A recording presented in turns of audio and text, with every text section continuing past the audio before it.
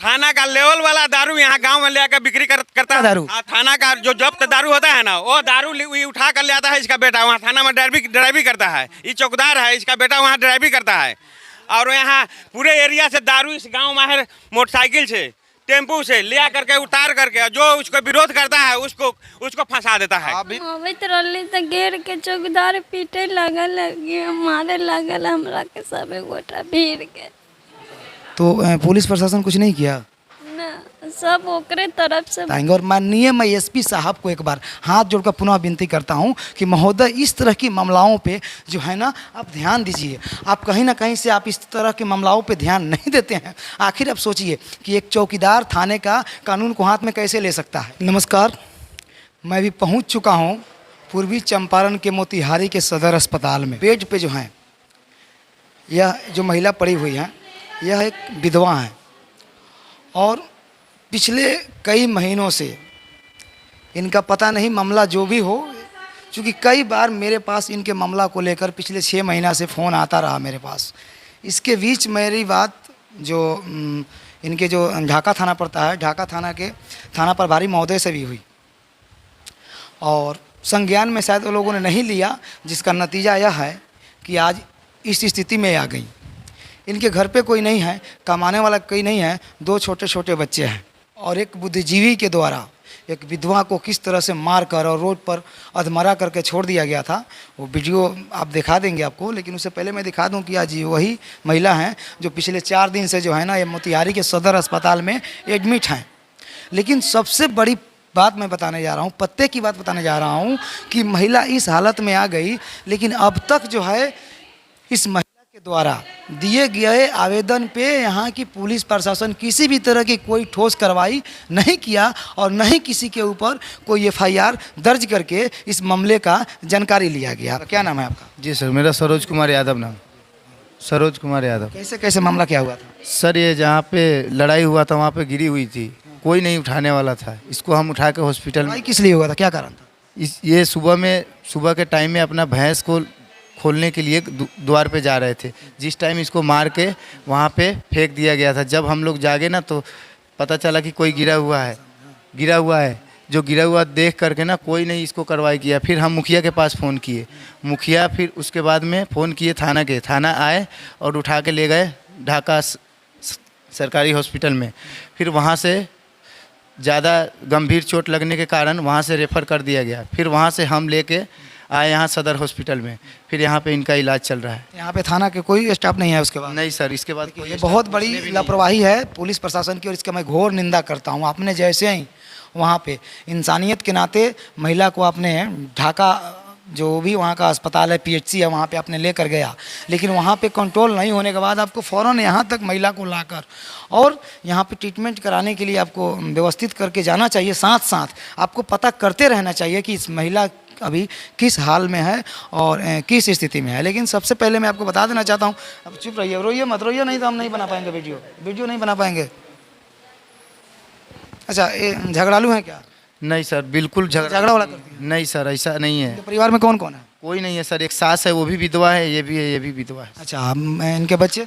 3 बच्चे, एक छोटा है गोदी में 1 साल के होंगे और 2 बच्चे छोटे छोटे बड़े। अच्छा, बदमाश उमदास नहीं है बच्चे? दारू वारू पीकर कहीं जाकर किससे मारो नहीं? वो तो 8 साल के बड़ा बच्चा भी नहीं, इनका खुद उम्र 35 से 40 साल के बीच में हो रहा है बस। पति इसके शादी होते ही 2 बच्चे होते ही तीसरा बच्चे के टाइम ही ख़त्म, मर गए। टीबी की बीमारी था, उनको इलाज कराने के लिए पैसे नहीं, बहुत गरीब घर के है सर, इसीलिए हम इनके साथ दे रहे हैं। कौन है इनके? सर मेरे पड़ोसी का आंटी लगेंगे। हम पड़ोसी हैं? हाँ जी, तो इसीलिए हम इनका साथ दे रहे हैं ना। मेरा भी केस कर दिए हैं वो थाना से, मेरा भी नाम रख दिए है थाना में। साथ दे रहे थे इसलिए कि वो उसके साथ है। 17 आदमी पे केस कर दिया है सर, जो साथ में है ना, जो गया था उठाने और इसके साथ जो भी खिलाफ कर रहे हैं उसके ऊपर कंप्लेन कर दे रहे हैं सर। कौन आरोपी कौन है? आरोपी इनको मारने वाला कौन है? मारने वाला सर नागिंदर चौकीदार है। पहले का लफड़ा था, इसका ज़मीनी वाला लफड़ा था पहले का। इसका अपना पर्दार है, एक खून का है, जो एक बाबा होता है ना उसमें का है, एक हिस्सा का ये है। देखिए, कहीं ना कहीं से मामला जो कुछ भी हो, मुद्दा ज़मीनी मुद्दा हो या आपसी विवाद हो, जो भी हो, लेकिन कानून को अपने हाथ में लेना ये कहाँ तक जायज़ है आप लोग बताएंगे। और कानून के रखवाले पुलिस प्रशासन इतना बड़ा हादसा हो जाती है और फिर कान में तेल डालकर क्यों सोई रहती है, यह सवाल है। एक बार इनको उठाइए, मैं इनसे थोड़ा सा बात करना चाहूँगा, कोशिश करूँगा कि मैं बात करूँ। एक बार इधर लाइए, इधर कैमरा लाइए, कपड़ा है सर, इधर घूम आराम से आइए आप इधर आइए, वहीं वहीं वहीं रहने बस। दीजिए। क्या नाम है आपका? बीना देवी। कैसे हुआ था मामला? हम अबैत रहली तो घेर के चौकीदार पीटे लगल, मारे लगल हमरा के सब गोटा भीड़ के। तो पुलिस प्रशासन कुछ नहीं किया? ना, सब ओकरे तरफ से थाना में आवेदन दिए हैं? उनके सर सब ओकरे सपोर्ट ले रहे। तो पुलिस कुछ काम किया? ना ना कुछ न कलक। अब थाना में आवेदन दिए तो पुलिस कोई काम नहीं किया? ना कहते थाना मुद्दा हमर सपोर्ट बा। क्या बोलता है? मुद्दा थाना हमर सपोर्ट बा, तोरा से कथी हुई? थाना हमार सपोर्ट बा, और वो दारू भी बताता है लोग कि बहुत दारू पीता है। हाँ सही बात है कि गलत बात है? ना, वो पीते हाँ हाँ हाँ। मतलब अगर नहीं पीता हो तो झूठ बोलिएगा तो कहीं ना कहीं से आप भी दोषी बन जाइएगा। पिए तक के तब न हमरा घेर के मारलक। हम अबैत रही तो 4 बजे भोरे तो। देखिए, हाँ?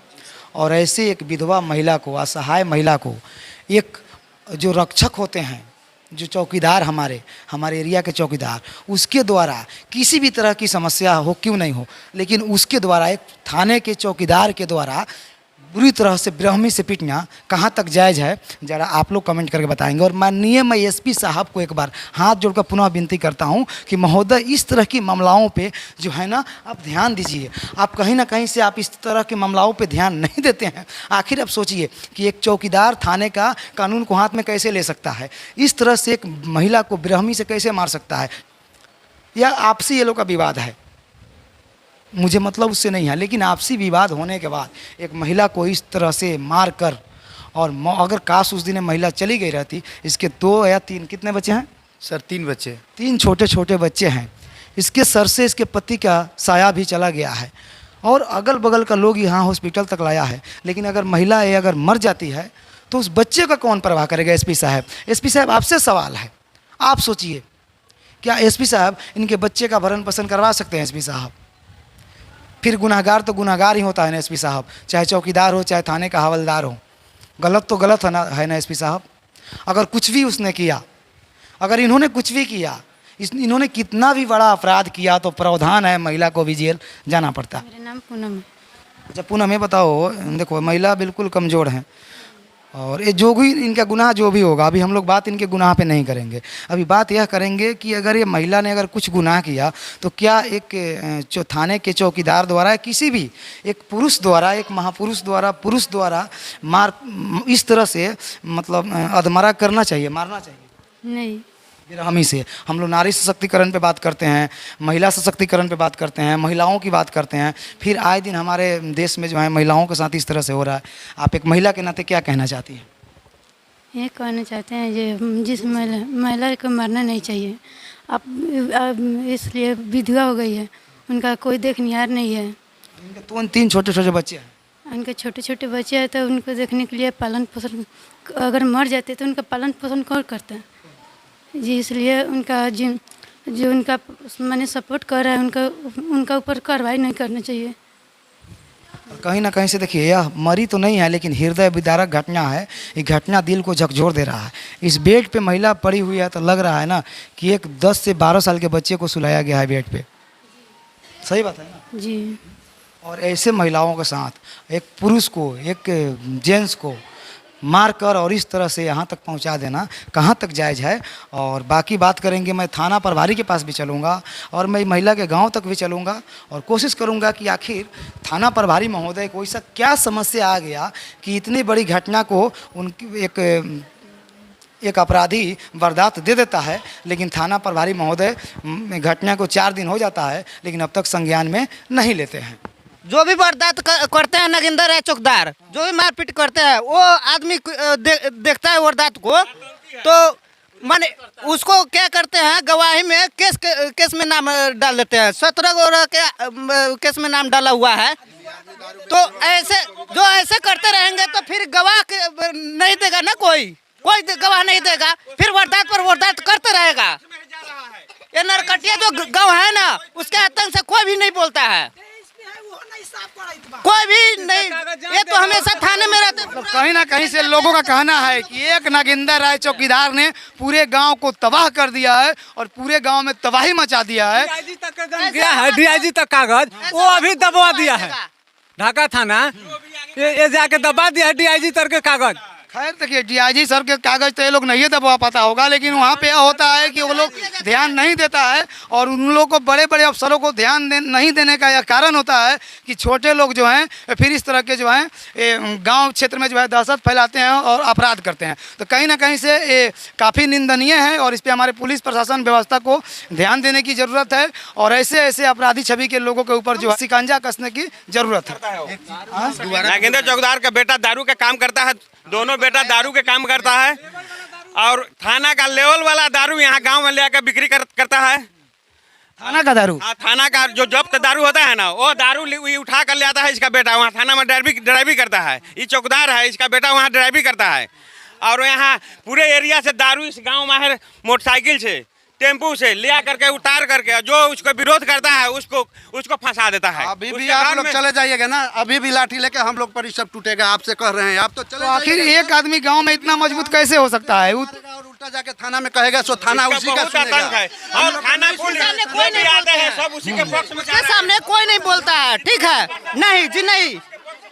आर्म सेट में हम जो फंसे हुए हैं सर, आर्म सेट में फंसे हुए हैं। हमारे घर का अगल बगल का औरत लोग है, महिला लोग है, किसी से पूछिए सर कि हम लोग गोली पिस्तौल रखने वाले हैं जो 18 साल से नौकरी छोड़ के बेरोजगार। एक चीज़ हम आपसे बोलना चाहते हैं सर, वो आपको जांच करना है सर। इसके बीबी के नाम के ऊपर 60 से 70 की तक केस होगा, वो आपको एसपी से खोजने का काम है। केस के बदौलत ही हर एक केस जीतता है। आप यही चीज़ के खोज कीजिएगा एसपी से कि इसके बीबी और भाभी के नाम पे कितना केस मुकदमा है, दर्ज कितना किया हुआ है। आज से 20 साल पहले तक के केस के फाइल निकलवाइएगा, 70 से 80 की तक केस लड़ चुका है चौकीदार गांव वाले के ऊपर। केस के बदौलत ही जीतता है, बाकी कुछ नहीं है। ये आपको खोज करना है सर, एसपी से आपको खोज करना है सर। देखिए देखिए ये देखिए बड़ा बाबू कैसे भाग रहे हैं, तो कैसे भाग रहे हैं। अभी मैं मामले को लेकर थाना पर आ गया हूँ और जैसे ही मैंने थाना पे आया, बड़ा बाबू ने मुझे देखा और देखकर यहाँ से निकल बना, जबकि मैं बड़ा बाबू को बोला भी कि बड़ा बाबू मैं दिल्ली से चलकर आपके पास आया हूँ और आपसे फ़ोन पे मेरी बात हुई थी। आपने बोला था कि जो भी मामला होगा थाना पे आइए बताएंगे। मैं इस पीड़ित महिला के लिए मैंने इनसे बात किया था, इन्होंने बोला था कि थाना पे आइए बातचीत होगी। और मामला बता दूँ कि पिछले 4 दिन पहले जो है इनके थाना के एक चौकीदार ने एक विधवा महिला को बुरी तरह से मारा पीटा था और अभी तक इन्होंने FIR दर्ज नहीं किया। ये सामने जो महिला दिख रही है वृद्ध महिला, ये भी विधवा है और इनके पतोहू को मारा गया था। आप देख सकते हैं कितना बड़ा घटना को अंजाम दिया इनके एक चौकीदार ने। लेकिन बड़ा बाबू मुकर रहे हैं अपनी बातों से और बड़ा बाबू साफ तौर पे मैंने सवाल किया, पूछा कि बड़ा बाबू अब तक FIR आपने क्यों नहीं लिया उस आरोपी पे, तो बड़ा बाबू बोले कि मैं कुछ नहीं जानता हूँ और ड्राइवर को इशारा किया बड़ा बाबू ने और फटाफट यहाँ से थाने से निकल। कहीं ना कहीं से इस तरह से बड़ा बाबू को अनदेखा करना कहीं ना कहीं से घटना में संलिप्त होने का इशारा कर रहा है। और एक चीज़ और बता देना चाहता हूँ कि आरोपी जो है इनके थाना का चौकीदार है, शायद यही इनकी मजबूरी होगी और हो सकता है कि अपने इस मजबूरी को ये बयान नहीं कर पा रहे हैं। लेकिन ऐसा भी हो सकता है कि कहीं एक चौकीदार को बचाने के चक्कर में ये बड़ा बाबू को ऐसा ना हो कि कहीं अपने नौकरी से भी हाथ धो देना पड़ेगा। चूँकि एक तरफ जहाँ पे आरोपी है और जहाँ आरोपी का जो है मदद पुलिस कर रही है, तो वहीं पे दूसरी तरफ सारे गांव के लोग एक तरफ हैं और यहाँ तक कि गांव की मुखिया ने भी लेटर हेड पर आरोपित के खिलाफ जो है सच्चाई को लिख कर दे दिया है। उसके बाद भी थाना प्रभारी मानने के लिए तैयार नहीं।